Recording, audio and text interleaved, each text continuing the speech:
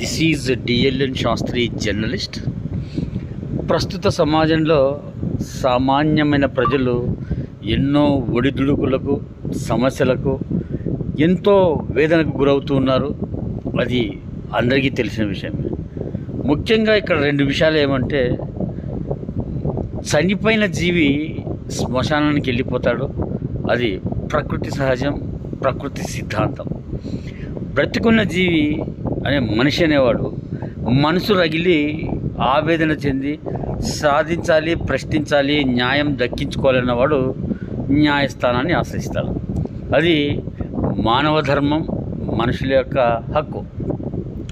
ఈ క్రమంలో న్యాయ వ్యవస్థను ఆశ్రయిస్తే రండి, చట్ట పరిధిలోకి రండి, న్యాయ వ్యవస్థను ప్రశ్నించండి. న్యాయ వ్యవస్థలో జరిగే ప్రతి ఒక్క ప్రక్రియను విమర్శించవచ్చు, మాట్లాడవచ్చు. బహిరంగంగా ప్రశ్నించిన రోజే, మాట్లాడిన రోజే మార్పు అనేది సంభవిస్తుంది. ప్రతి ఒక్కరూ ప్రశ్నించే హక్కు ఉంది, ప్రశ్నించండి అని చెప్పి చెబుతా రావడం జరిగింది. ఒక సామాన్యమైన పౌరుడు న్యాయ వ్యవస్థను ఆశ్రయిస్తే ఎఫ్ఐఆర్ కట్టట్లేదు, పోలీసులు స్పందించట్లేదు అని చెప్పి ఆశ్రయిస్తే, గౌరవ న్యాయ వ్యవస్థ ఇచ్చిన సలహా ఏమంటే, Lalita Kumari versus government of UP Uttar Pradesh order ఉంది. ఆ ఆర్డర్ కేసులో ఇవ్వండి, తెలుగులో ట్రాన్స్లేట్ చేసి పోలీసులకు ఇవ్వండి, చాలా స్పష్టంగా వాళ్ళకి అర్థమవుతుంది, అర్థం చేసుకోగలుగుతారు అని చెప్పి ఆర్డర్లో చెప్పడం జరిగింది. మరి తెలుగులో రాసి వాళ్ళకు ఆర్డర్ కాపీ ఇవ్వని చెప్పే పరిస్థితికి వచ్చిందంటే ఎంత గొప్ప వ్యవస్థ అనుకోవాలి, ఆలోచించండి. ఎస్పీ గారికి ఇవ్వండి, లిఖితపూర్వకంగా పోస్టులో పంపండి, ఆయన 154(3) కింద స్పందిస్తారు. స్పందించకపోతే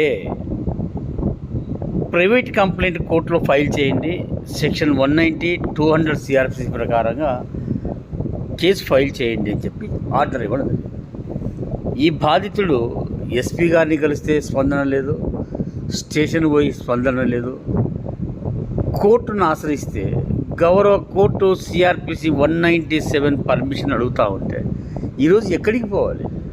అత్యున్నత న్యాయస్థానానికి పోయి ఇది వ్యవస్థలో జరుగుతుంది అన్ని ఆధారాలు ఇస్తే స్పందించి ఎఫ్ఐఆర్ కట్టండి, కోర్టు అటెండ్ కమ్మని నేను చెప్పకుండా ఈ సెక్షన్ల ప్రకారం పోండి అని చెప్తే, ఆ సెక్షన్ల ప్రకారంగా అప్రోచ్ అవుతే కూడా గౌరవ కోర్టు స్పందించలేదు అని చెప్తే బాధితుడు ఎక్కడికి పోవాలి?